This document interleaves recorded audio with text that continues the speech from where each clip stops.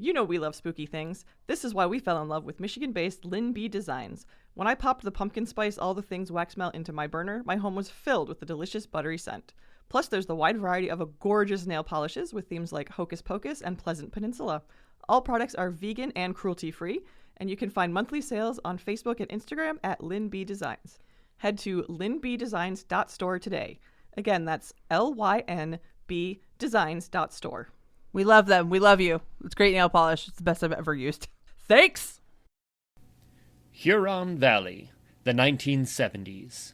4 rooms, 4 stories, 1 hotel.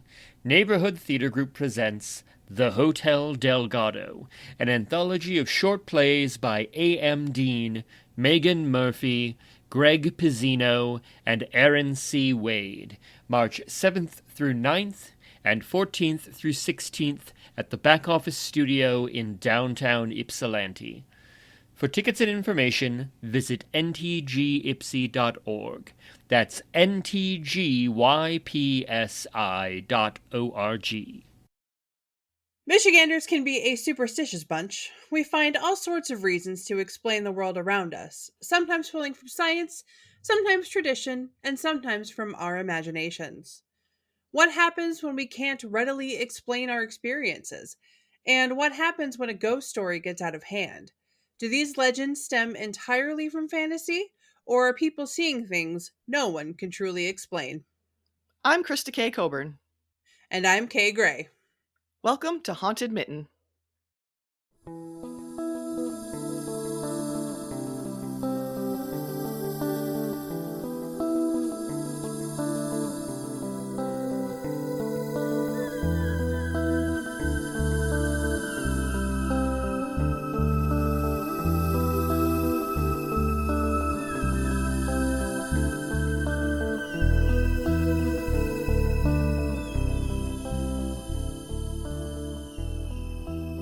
Welcome back!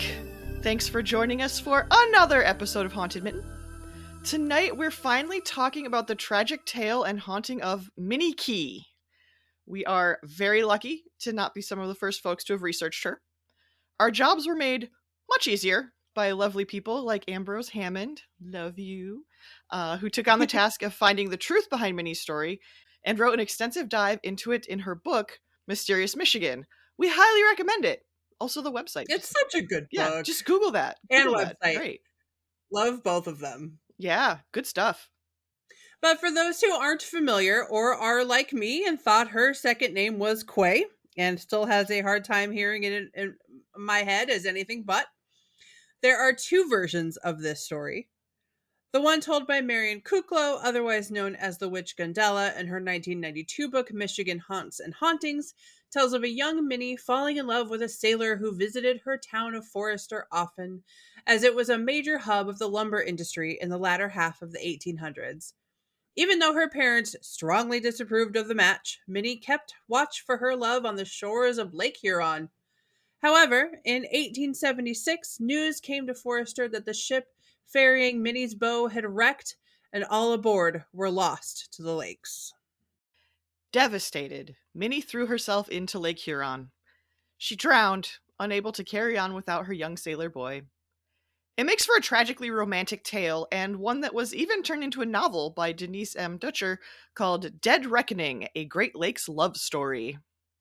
Have read pieces of it, have not read the whole thing. It's not bad. Not bad. That's a Kindle only, correct? At this point, yeah. Or I think it might be on the Internet Archive. Oh, okay. But I think at this point it's Kindle only. I did try to add it to our book list, but yeah, not in print. And I believe Marion Kuklo's book also very hard to find. Yeah, they're not older. Surprising. So, yeah, it's not. Yeah.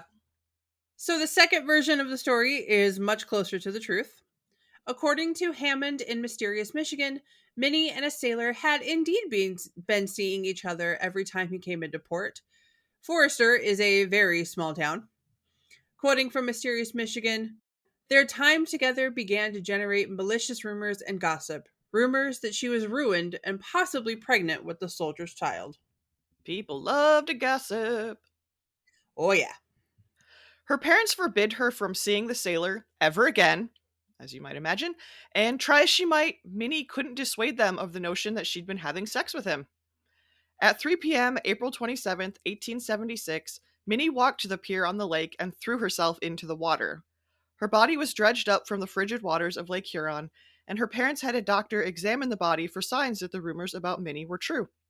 The doctor found no such evidence of her being pregnant and or sexually active, but there were no details given.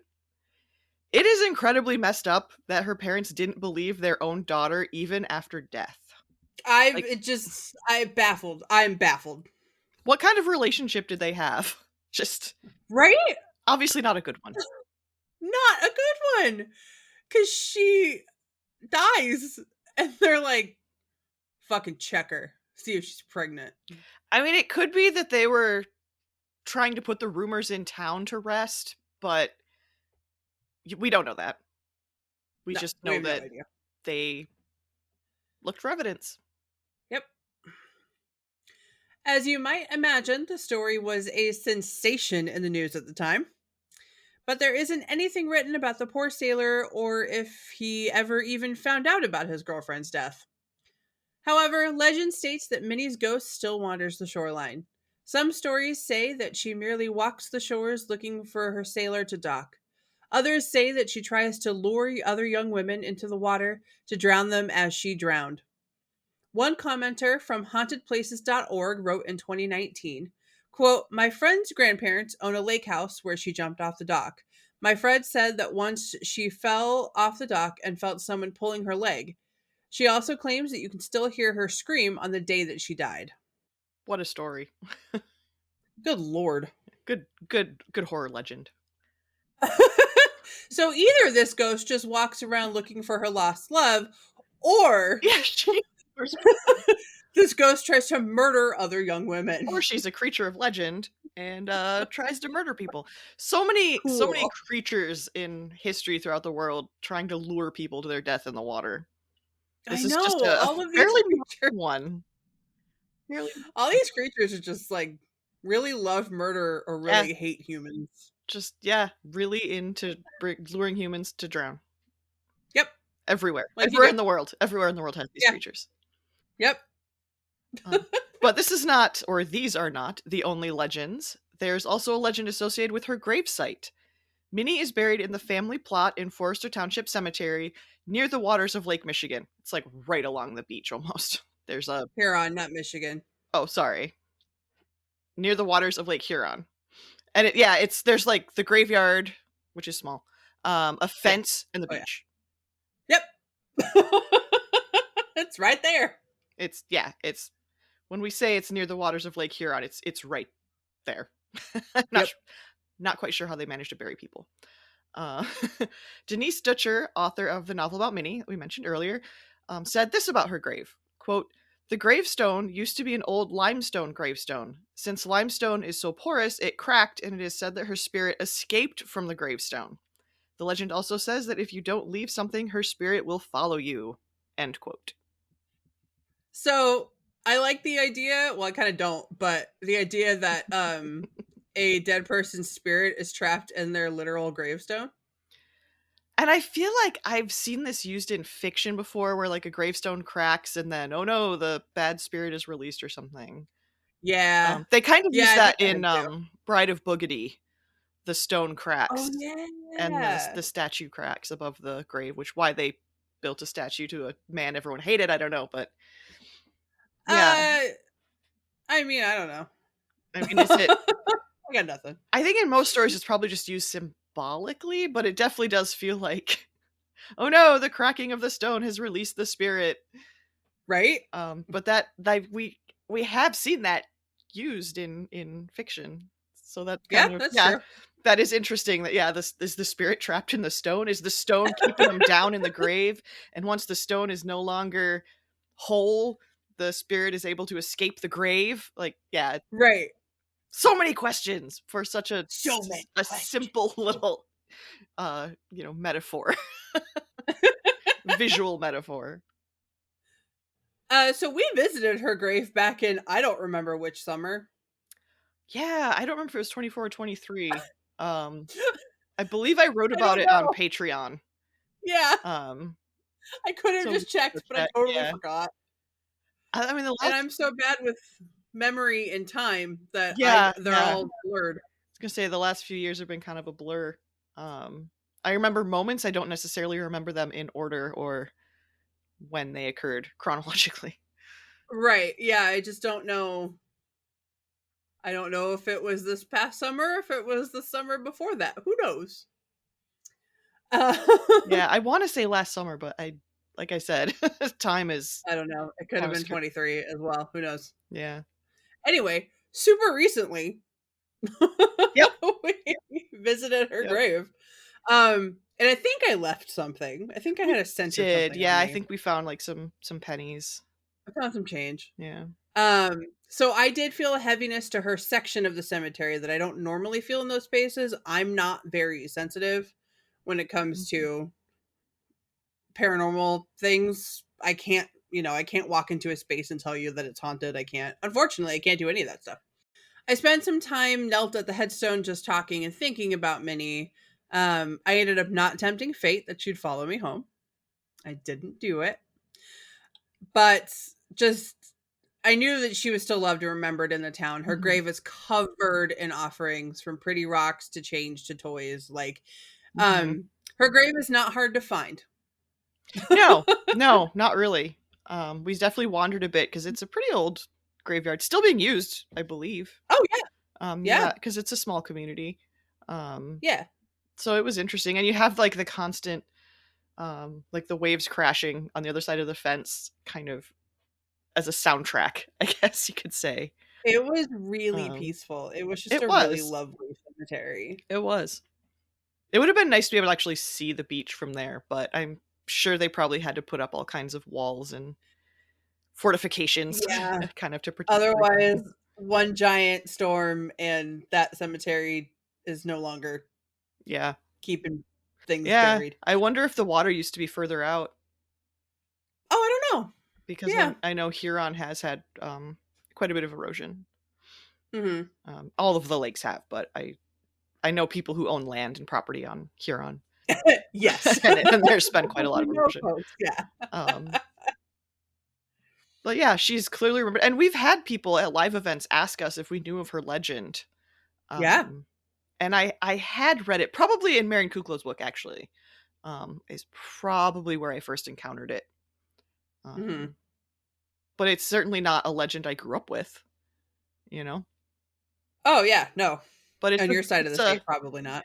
it's a very romantic tale. I will give it that. And the fact that she really did die in this way. We don't Yeah. necessarily know all the circumstances around it, but I mean, it was a known thing. People wrote about it.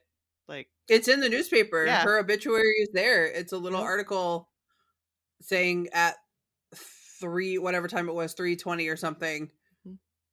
she went into the lake and Yep. she did not come out. Yeah. So it's interesting that it's grown into this like kind of beautiful romantic story when like no, it's not that old. It wasn't that long ago. It Yeah. was in the newspaper, it's not that long ago that people would have known her or Right. remembered this happening. So it's an Yeah, interesting absolutely. story in that way. Hmm. Of course, now us being Haunted Mitten and me being me and loving to get down into the nitty gritty of things. As we said, we found her It's not. obituary. We like to look into stuff. Um, we searched for shipwrecks around that time because Yeah. although the story of Minnie doesn't involve her sailor dying in a wreck, we wanted to know where that part of the story came from. I mean, Hmm. there were a ton of wrecks around Michigan and all of the lakes in the 1800s, but Oh, yeah. let us look up shipwrecks. Okay, uh, We're gonna anyway. it's a special interest. So here's a list of possibilities that we dug up. The SS Comet sank in Whitefish Bay on the 26th of August, 1875, just 1 year before her death, after colliding with the Manitoba. 10 lives were lost. Cornelia B. Windiet was a schooner that sank in 1875 with all hands in Lake Huron off Presque Isle. Per Wikipedia, quote, in 1980, Yeah, okay. I was getting my dates. They were switching up dates in my head. Mhm. In 1986, the Windiet was discovered by divers at a depth of 185 feet, 56 meters, in Lake Huron near Alpena, Michigan, farther east than expected. The wreck is unique in that her cargo is still secure in her holds, which is quite unusual for a wreck. Her masts are still standing with rigging, end quote.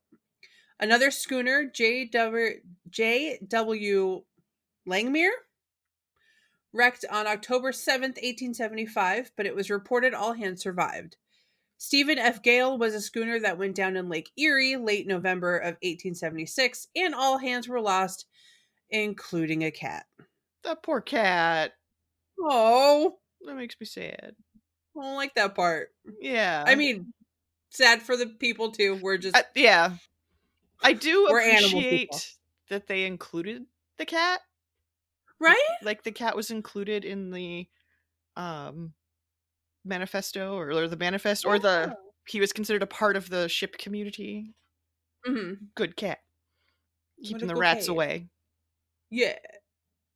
I'd say enough ships went down to warrant that being a thing people would associate with Minnie's death. Again, romantic story. Probably a thing that most people associated sailors with how often ships went down in the lakes. We've talked As about I other just things read. too. Yeah. About women, their sailor left. I think was it the inn in Marquette. I think Oh was yeah. another one where she Yeah. was waiting for her man to return, her sailor to return. And I mean, Yup.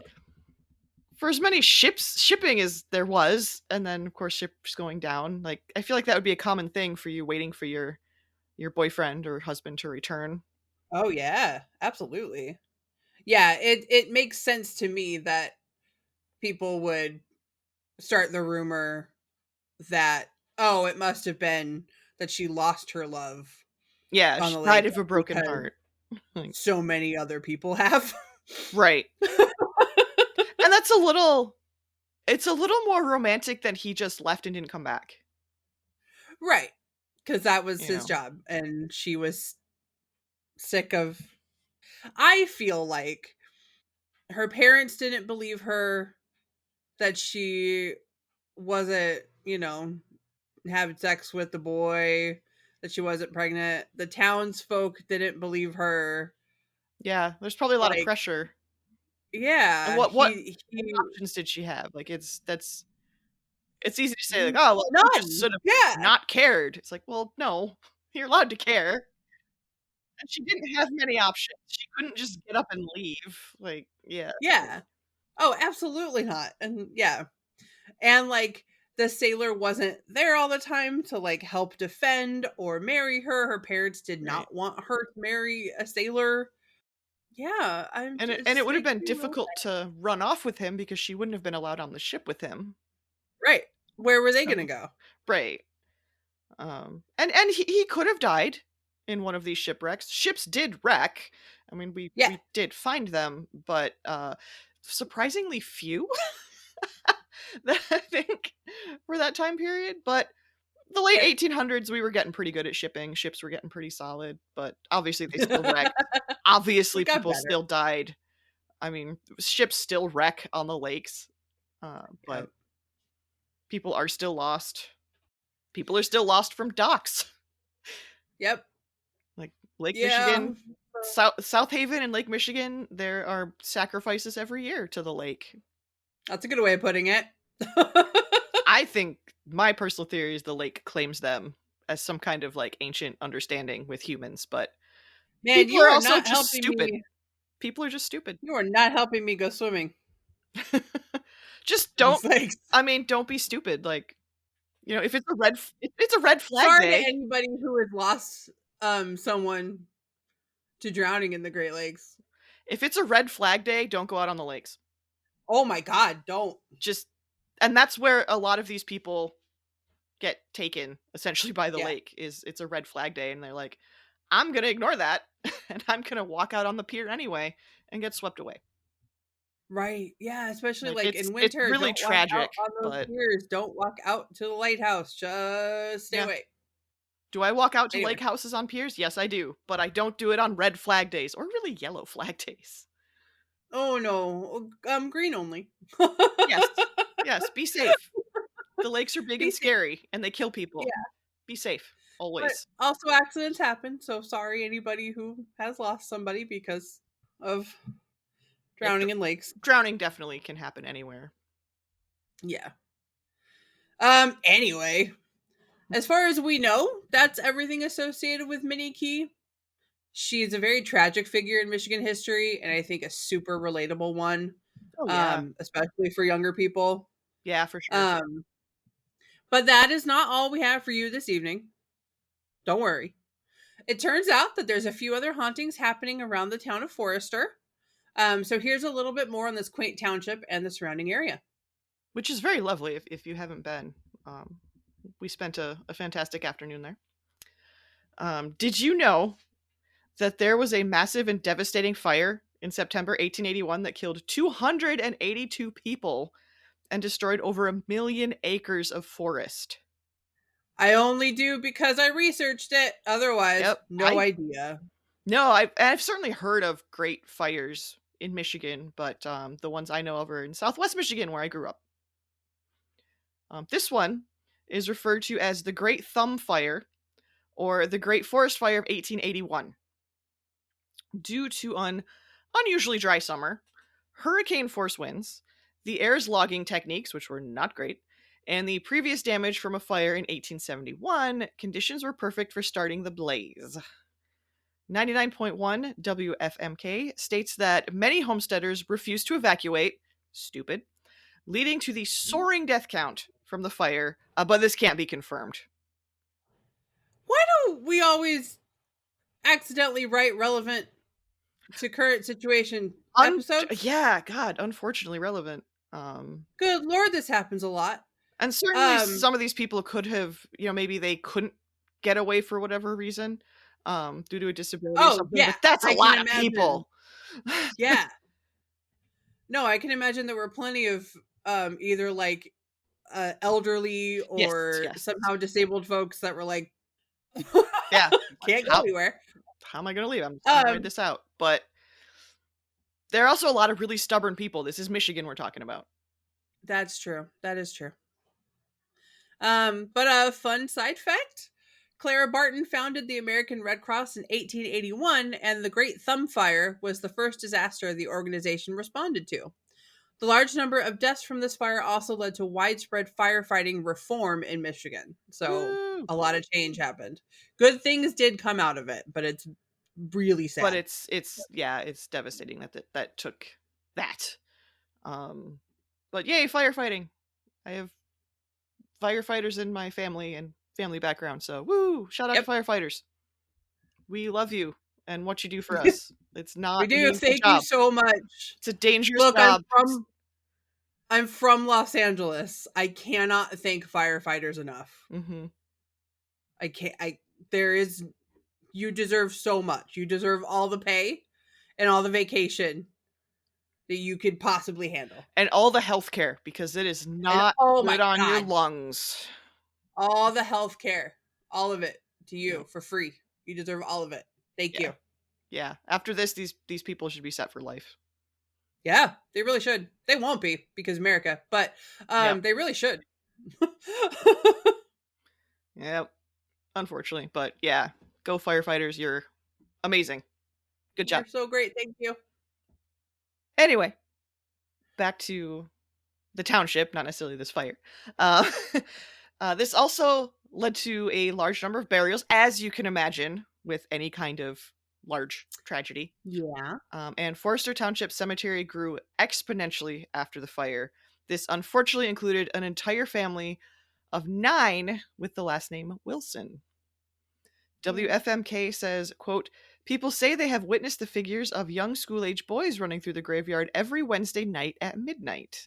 It's believed they are the spirits of the Wilson boys who died in the fire. Others get the feeling it could be other youngsters who died in the fire." End quote. That's like clockwork. That's crazy. Yeah. And John Keel writes about how statistically, most paranormal events occur on Wednesday nights. So No I way. find it super interesting that the boys are only seen then. And I guess I got to get back to Forrester on a Wednesday. Yeah.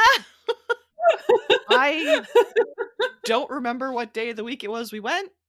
It was not at night though. Yeah. No, we were back at the lake No, by it was, night. yeah, it was very much the middle of the day. Yeah. So, We went for lunch. yes. But yeah, that's so interesting. If it's like clockwork, I gotta just hang out. I'll just hang out. Yeah. I know a lovely inn you can stay at. It's right down the road. Yeah, it turns out.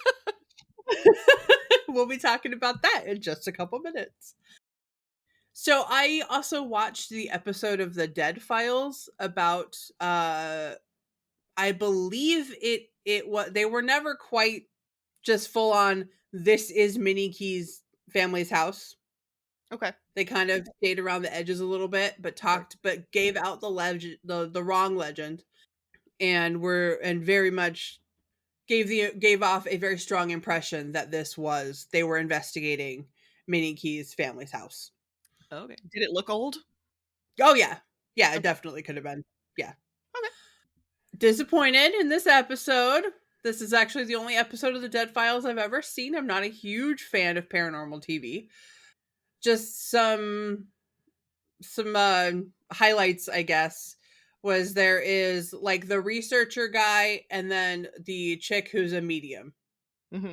And so she goes into the house without knowing anything about the house, and the guy either confirms or denies based off of his research and talking with the family and things. Okay. Familiar with that duo. Yeah. That kind of duo. The medium was quote unquote possessed by a big burly man with calloused hands. He either lived there or owned the property at one time. There were voices and footsteps and objects moving, and that was growing progressively more intense the longer that current family, and I think this came out in like 2012, then that family then was experiencing the longer they lived there. Most activity happened on the second floor. Lights go on and off with the switch actually flipping without being touched. Doors slamming hard enough to make the whole house shake. Shadow people in all of the bedrooms. The medium saw a girl in a yellow dress with very long hair who she said was very unhappy. Quote, wild, especially for her time, unquote. Super talkative girl. The shadow person of a tall, thin man standing in the kitchen that would just like ominously watch them do kitchen things. I guess it could be worse. Yeah, could be way worse. The medium thought that these shadow people were essentially psychic creations caused by the family's anxiety that was then like manifested, which just created more anxiety, which just fed back into it and like this feedback loop of anxiety creatures. Interesting. They discussed Minnie in a super unflattering manner. They perpetuate the myth that Sailor died, but we have no evidence. We don't know that that's what actually happened. Right. I also didn't know where they were getting the extraneous details, like her being a particularly wild girl, or her being engaged to the Sailor, or they said that her parents physically locked her away in her room. They just didn't give sources for that, and that's what I want. Yeah, I got it. You got to give me the sources. I just felt that the medium was super disrespectful to the spirits in there. I just didn't like how it was presented at all. I just felt that she was just kind of rude to them, to whatever spirits could be there. I just felt that the whole thing could have been handled so much better with a lot more respect to Minnie's family and Minnie herself. And it was not my favorite episode of Paranormal TV ever. And I would imagine relatives of Minnie still live in this town. Probably, right? Again, it wasn't that long ago. Not really. No, and you know, and I mean, a person can live for right? 80 or more years easily, and this was 150 years ago or something. So, yeah, I don't believe that the family that was living there then had any relation. Hmm. I think they just own the house now. Like that's just they just Yeah. bought it, but they didn't have any relation to those people. But I can't quite remember. Hmm. It was a little bit ago since I watched this from when we were recording. Right. So but yeah, overall it was just kind of like, oh, I'm really sorry that that's the version of Minnie that's now going to be Yeah. presented to a whole new group of people. That kind of sucks. Hmm. Eh, And like you can do better. wild for her time. Like, what? And also, if that were the Yeah, case, I feel like she wouldn't have thrown herself into the lake. right. Yeah. Like, no, I think she was actually perfectly in her time because she was obviously really hurt by the Right. things that were happening to her. Right. I feel like that might have been an attempt to make her more relatable, like to the modern world. Maybe. And that's Yeah, maybe. just She was a girl out of her time and she yeah. just couldn't live in such an oppressive, I don't know. I'm Yeah. speculating, but That's its own kind of weird romantic thing. yeah. I don't know. It just left me with a bad taste. I was like, ugh. And I watched this as the last part of all of the research. And I Oh. was like, well, nothing I studied before this relates to Yeah. or leads to anything in this episode. So, Yeah. nope. A lot of these shows are not exactly known for their historical diligence. No, that's why paranormal TV is not exactly my favorite. Yeah. Anything, once it gets popular, it stops being any semblance of real, I guess. Yes, exactly. Yeah. So, not far from Forrester, heading south down the coast, is the little town of Lexington. When we visited Minnie, we also had to go have dinner at the Cadillac House because Oh, yeah. we were there. We're not out in the Thumb area terribly often, at least not that part of it. Opened July 4th, 1860, after a renovation of the original 1840 building, the Cadillac House was a large hotel desperately needed by the bustling and growing logging community of Lexington.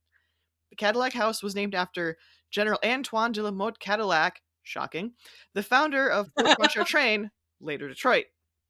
We all know Cadillac. Come on. We here at Haunted Mitten are very aware. Yeah. Cadillac. Cadillac pops up a lot. A lot. The main part of the hotel was a 3-story Italianate structure clad in painted clapboard siding, and we can confirm the inn is still looking gorgeous both inside and out. Very well So good. maintained, just Yes, it's absolutely beautiful. beautiful. According to the Cadillac House's website, the hotel was plagued with fires. Or rather, all the surrounding buildings were plagued with fires. While the Cadillac never burned, even in the Great Thumb Fire, the stables did multiple times, and pretty much every building around it caught on fire at least once. Some of it was attributed to arson. Mm. And just to make us feel even worse, in the 1940s, a room at the Cadillac cost $1.50 a night. That would only be $38.89 today. God, inflation is ridiculous. So just, as while we're all feeling bad about all these fires, let's just Yeah. add on capitalism. How about that? Yeah, jeez. So the ghost of the Cadillac has been named George. So many ghosts named George. So I think It's an this is like easy the name to third think of. one we've talked about. Yeah. The story is that he was murdered in the hotel at a date and time unknown. LostInMichigan.net says that George is stuck in the hotel until his murder is solved. But another theory as to why he's there is that he just really liked the broiled chicken and continues to hang out for the food. I'm totally down Like, with that. sounds like my grandfather. It sounds like something he would do. Right? Yeah. Oh, maybe he haunts that restaurant. If they were broasted chicken, yes. Yeah. The Times Herald out of Port Huron wrote about George in 2006 with the same 2 stories given presumably by the owner and bartender interviewed in the article. Unfortunately, all the sites just say George is a very active poltergeist, but none of them go into any detail about what he actually does. Amazing. And more unfortunately, I know. Thanks, everybody. We would like description in our articles. It's fine. And more unfortunately, we didn't experience anything out of the ordinary at the Cadillac House. Just incredible food and a wait staff that didn't mind us asking questions about their ghost. Yes. Love that. Yeah. Love a good storytelling wait staff. Yeah, they were totally fine with it. Krista did a great write-up of our adventure on Patreon as well. So if you'd like to know more about what we did in the thumb, head over there. We had a good little adventure. Yeah, we made a nice little day trip out of it, which is like the best way to spend a little day trip. Yes, agreed. Looking up haunted locations, going to historic locations, and having amazing food. It's how we plan vacations. So yeah, it's fun. Like, I don't know, how else am I supposed to find good places to eat? Right, it's obviously the haunted ones. Yeah. Not far from Lexington and Forester is Port Sanilac, another historic and quaint village that got its start from the logging industry. Sensing a theme. One of the pioneer families of Port Sanilac was the Loops. Yes, Loops. Loops. Dr. Joseph, his wife Jane, and their only child, Ada. Joseph and Jane arrived in the area in 1843, homesteading and living in a log cabin until they had enough money to build the gorgeous white-yellow brick home that stands today. Joseph was the first doctor in the area, and his practice ranged out 40 miles to make sure those who needed medical assistance got it. Incredible. He went a long way back in the day. Yeah. I mean, he's probably the only one really around, you know? Yeah. Oh, yeah. Yeah, no, he was the doctor. Yeah. That's it. After Joseph's passing, the 3-story home was passed down to Ada and her husband, Reverend Julius Harrison, that's such a name, and their 2 sons. Tragically, at the age of 71, Ada was hit by a car while crossing the road. The Times Herald reported, quote, Mrs. Harrison was struck while crossing the street in front of her home here Saturday about 6:30 p.m. Harry Smith is said to have told residents of Port Sanilac at the time that the lights of his car were poor and that he had intended having them repaired at a Port Sanilac garage before proceeding home. End quote. I can't roll my eyes hard enough. Yeah. Good job, dude. Great job. A doctor was immediately called to the home where he pronounced Ada dead. It was discovered later that Mr. Smith's headlights had been off at the time of the accident. Wow, even better. Yeah. Jeez, what an idiot. What a dumbass. Perhaps it is Ada's love of her family home, her untimely and sudden death, or just happenstance that leads her to haunt the Loop Harrison mansion. Now, the Museum for Port Sanilac, the mansion is home to plenty of the town and county's artifacts and historical documents, as well as a good deal of the items the Loops owned and used every day. Dawn Malik, retired director of the museum, and her employees experienced Ada's ghost often. Quoting from a website called Blue Water Healthy Living, who did an interview with Dawn in 2022, quote, Malik said an employee who works alone on the 2nd floor of the museum has encountered Ada more than a few times, recognizing her presence via her perfume. At times, she's even verbally requested the former matriarch shift her location because the scent of her perfume is annoying, end quote. Oh, incredible. Rude. Maybe she doesn't. Maybe she can't handle scents. You know, it's a thing. Maybe. And Detroit Paranormal Expeditions posted, quote, paranormal encounters have been reported by guests and staff throughout the historic village and museum, including disembodied voices, doors slamming on their own, and shadowy apparitions, to name a few of the many types of experiences that have been reported on the property, end quote. Several websites with wrong factual info on Ada's life also say that drivers see her along the side of the road, and when they stop to help her, she disappears. We have another white lady, folks. Another one. Another hitchhiking ghost. So many. But also, waymarking.com writes, quote, sometimes at night while driving past the Harrison home, now a museum, motorists have spotted in their rearview mirrors Ada Harrison walking in her flowing dress forever, attempting unsuccessfully to reach the far side of the road. Tradesmen, while servicing the aging mansion, have also felt the cold draft of her movements and seen her troubled image pacing back and forth at the window of her upstairs bedroom, contemplating the very spot outside where she met her tragic end. End quote. So it seems like you have a decent shot at seeing Ada just about anywhere in or around the mansion. Yeah! Just Goodness! Just anywhere. Good heavens. Plus, it's a museum, so there's a ton of fun least for nerds like us to have there anyway. Oh yeah, maybe some of those So actually, artifacts are haunted as well. ooh, that would be awesome. So we'll have to stop next time we Yeah, yeah. have I would love have to a see the thumb adventure. house. Yeah. The whole area is just gorgeous no matter the season. It's Oh just yeah. beautiful. There's the Yeah. lake on one side, forests and the old well-loved towns on the other. Even Mhm. the drive down and back to our lake house was worth the trip for how beautiful everything was in the middle of summer. It Oh was yeah. so good. It was so nice. It would be So really nice. pretty in fall. It'd be Oh my chilly. god, I would It'd be love very it. chilly. Yeah, but think of the But colors. yeah, it would be beautiful. Be It'd a be so great drive. nice. Yeah. Oh, it'd be such a good drive. Oh no, we have to go to the lake house. Oh no. Oh no. So sad. I'm so sad. How dare. Yeah, I will take the lakes in any season. I won't go in them, but I Oh, will be sure. next to them. Like, yeah, it was just, and it's not a place many people go. No, it's not like this is a huge tourist area. Not even a little bit. There are definitely No. some summer homes for sure. Yeah. But But we it's were there in the height of summer and it was just like we had no problems getting a table. There was the parking was not an issue. It was not super populated.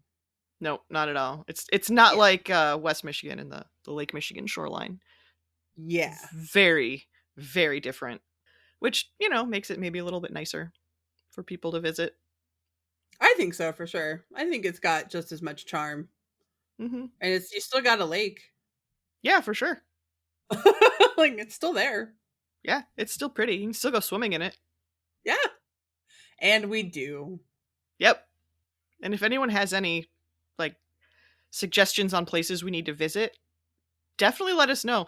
Not even if it's haunted, if it's just like, hey, there's this really cool place I went, you should go check it out. I'm open to that too. Oh yeah. Yeah, and there's not a ton of haunted info about places in the thumb. So if you do know of a place that is haunted out there, let us know because it's hard to research that. Yeah. It's kind of an overlooked area, I think, the thumb. Mhm. Sorry, farmers.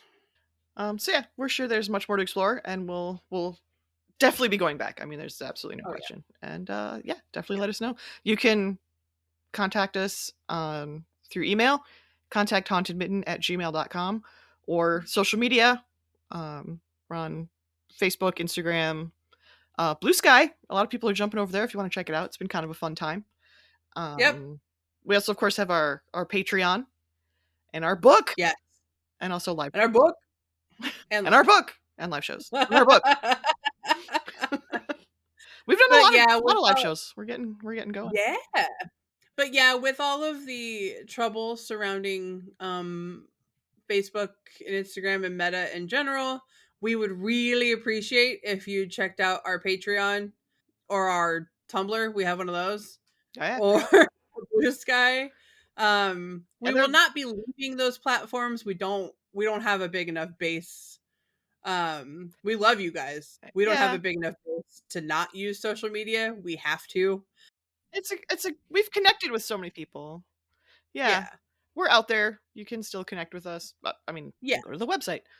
But yeah, we've been able to connect with people on pretty much all of the social medias in one way or another. So yeah, and we're always happy to talk to you. We might be less active, but you can always find us. We're not leaving anywhere.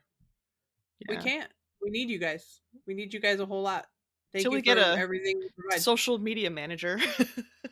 Yeah, because That'd be if amazing. anybody is bored and wants to do that, 'cause we'll I have take your application. chronic fatigue and other autoimmune issues. Yay! So it's hard for me to do things sometimes. Yeah. And the winter makes it like my body just wants Winter to curl doesn't into a help. ball It's like sunny all today. the time. It's At great all today. times. Just curl into a Yeah. little ball. Play my video games. Because we should be hibernating. I agree. We should be. All right, friends. Thanks for joining us for another episode of Haunted Mitten. And as always, happy haunting. We're back here to talk to you about Lynn B Designs. Not only do they have the best nail polish to rival even those most expensive nail polishes you see on Instagram, but they have stickers, wax melts, shirts, everything cute and adorable and definitely ready for this fall season. So be sure to check out this vegan, cruelty-free brand. You will love them as much as we do. Check out Lynn B Design's monthly sales. They are fantastic. I am going to go look at some right now. Thanks.